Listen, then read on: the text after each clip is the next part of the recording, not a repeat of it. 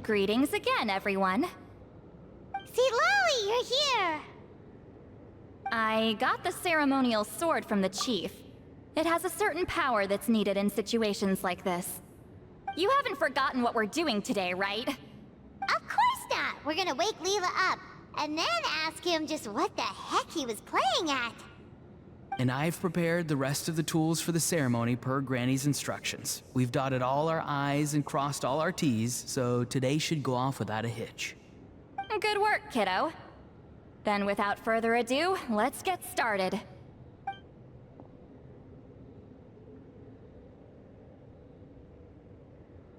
I give offerings from the mystic smoke, the gift of stars on a moonless night, a wreath of dreams in the swirling wind. Glory be to the ruler of death. Fade, fade, fade. Thrice uttered, and thrice repeated. Whoa! Is this one of her magic spells? This whole place suddenly got cold. What's happening? Keep your voice down. We mustn't disturb her. We, the children of the Priest King, swear to abide by the ancient pact and tear through the veil of the Night Realm. I am Citlali. Hear my command. I am the Shepherd of Doomsday. I am Akul Batil. Oh, look! Leela's spirit is back. It's coming towards his body. I shall pierce the cloak of night with flintstone and banish all souls that do not belong to the land of the dead. Leela, obey my command and return to the land where the sun shines. Return to your own path. Did it work? Huh? Where am I? And who are you?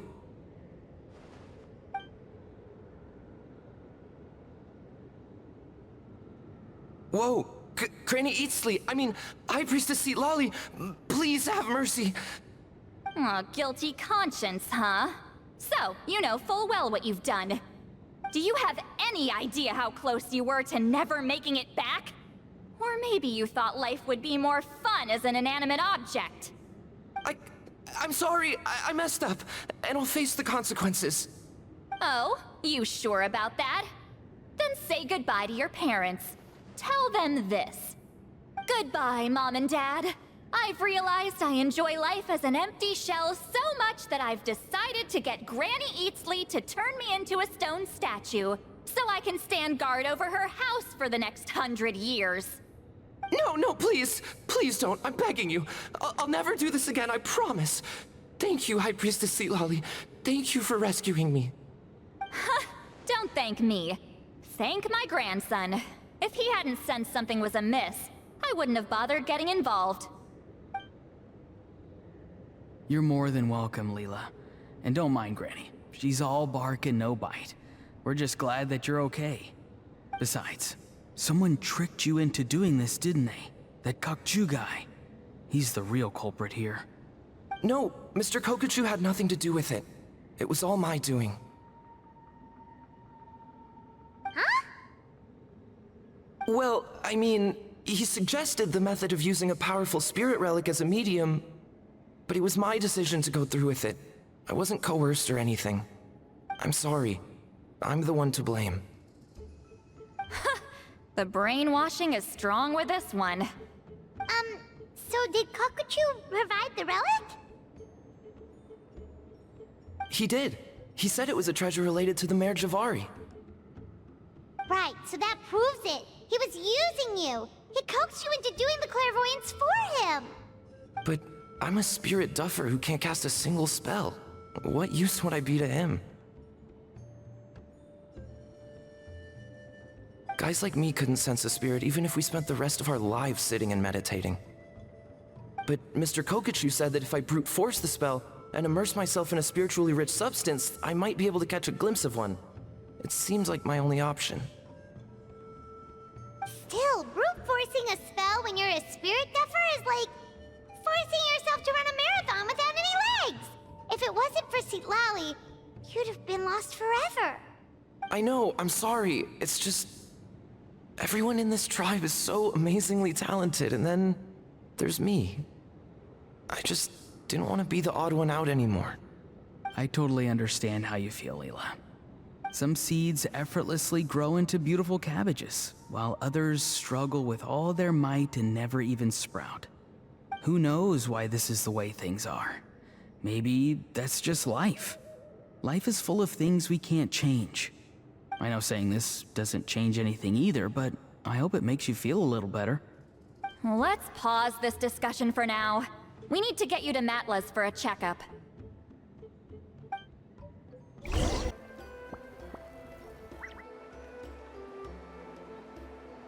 Okay, looking good. Seems like this guy got off lightly. Just make sure he eats when you get back. Phew, he must be starving. That's a relief.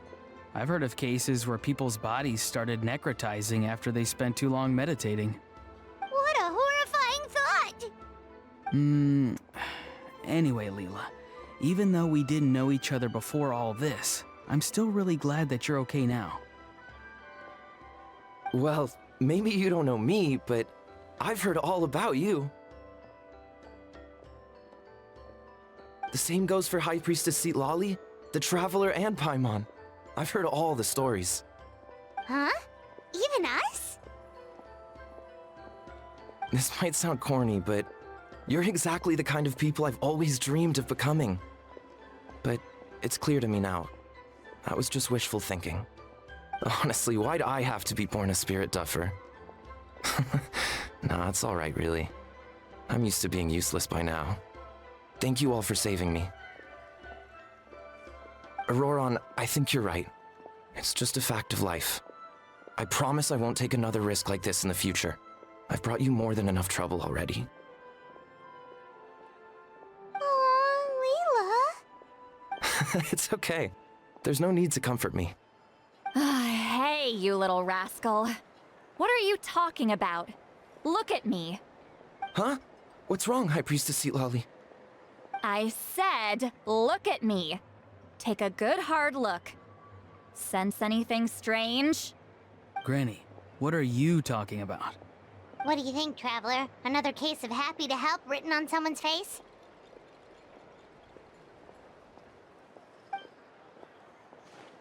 Hold on. I think... either my mind's playing tricks on me, or her entire body is an illusion. No, it must just be my imagination. I wouldn't be able to see through something like that. Wait, I know this trick. It's the same one I used a while back. Granny snuck away from right under our noses. You see? You can perceive some spiritual abnormalities now. Congratulations. Really? But where are you going, Granny? Where do you think? I'm going fishing, you dummy. Someone triggered the trap I set in the cave. Looks like our friend Kokochu took the bait. What? Sorry, can't talk now. You'll find me in the cave.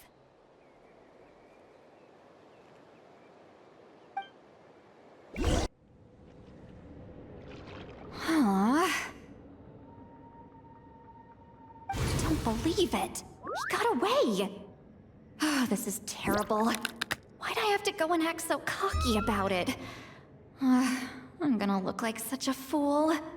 This Kokochu must be a real escape artist or something. But I can't tell them that. I'll have to think of something else. Citlali, did you get him? Given that she's the only person here, I'm guessing no. I thought I'd let him go, for now. But I left a mark on him. So if he comes around here again, I'll be able to track his every move. Oh, so Granny had only pretended to leave the cave, when in fact she'd set up a whole trap for him and was lying in wait. Ah, so just like how you caught Ororon! But how did you know Kokochu would come here?